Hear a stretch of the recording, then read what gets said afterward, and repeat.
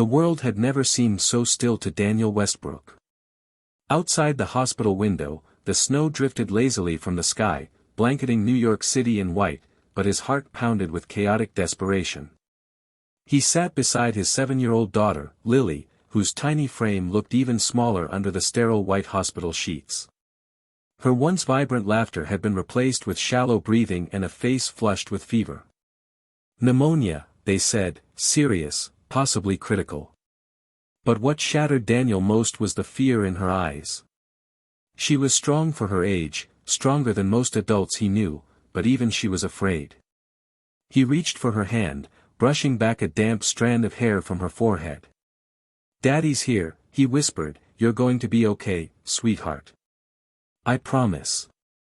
But in that moment, Daniel wasn't a billionaire tech mogul or Forbes cover story.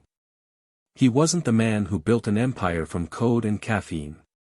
He was just a father, helpless and terrified. The ER nurse returned with a clipboard. "Mr. Westbrook, we've called in our best pediatric pulmonologist. Dr. Reyes will be handling your daughter's case. She'll be here shortly." Daniel nodded absent-mindedly, not recognizing the name. He didn't care who the doctor was as long as they saved Lily. 5 minutes later, the door opened. And time froze. The doctor stepped in, dressed in a white coat, with tired but warm eyes, and a steady calm in her posture. But Daniel saw her before he saw the lab coat. Before the stethoscope.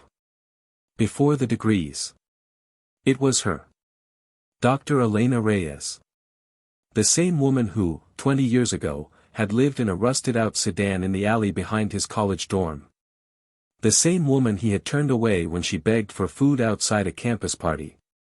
He remembered her eyes even now, hungry, hollow, and ashamed. She had asked him once, trembling, "Do you have any leftovers, sir?" He'd looked down at her, drunk on arrogance, and muttered, "Go find a shelter," before walking away. And now she stood before him. Respected. Professional. About to hold his daughter's life in her hands. Dr. Reyes didn't flinch. "Good evening, Mr. Westbrook," she said, her voice calm. "I understand your daughter is very sick. I'm going to do everything I can to help her." Daniel stood speechless. The air seemed thinner, the weight of shame crushing his chest. Do we know each other?" he asked hesitantly, already knowing the answer. She paused for the briefest second. "Not personally," she said, then turned to examine Lily. It was an act of grace he didn't deserve. For the next hour, she worked swiftly, guiding a team with precision.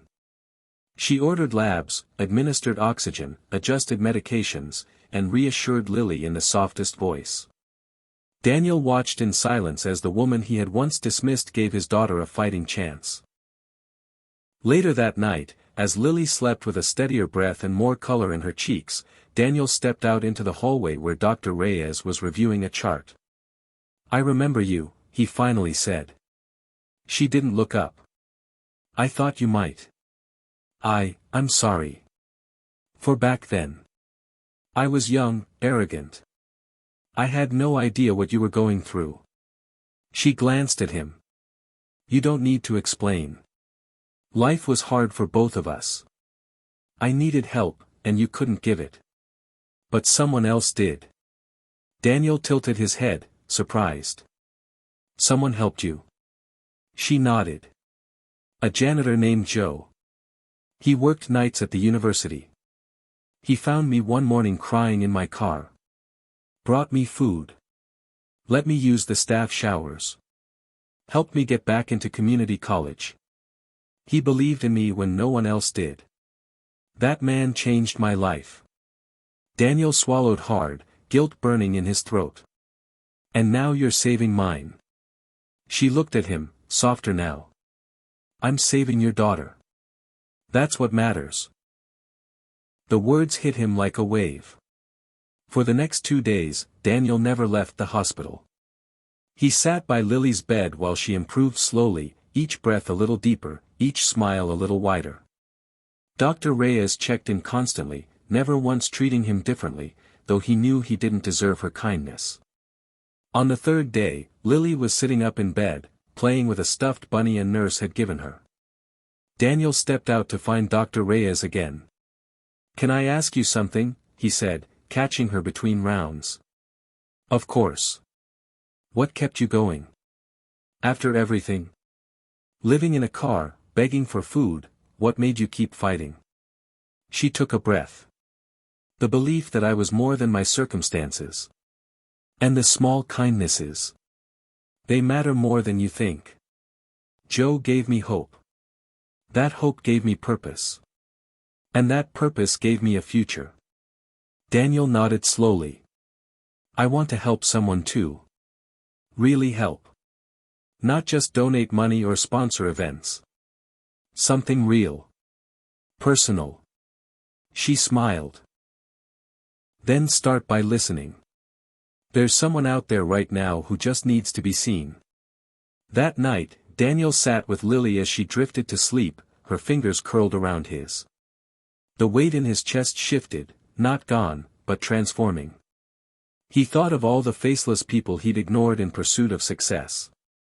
The ones whose hands he hadn't held. Whose eyes he hadn't met. When Lily was discharged the next day, Daniel asked to speak with Dr. Reyes one last time. "I want to set up a scholarship," he said. "In your name. For girls like you.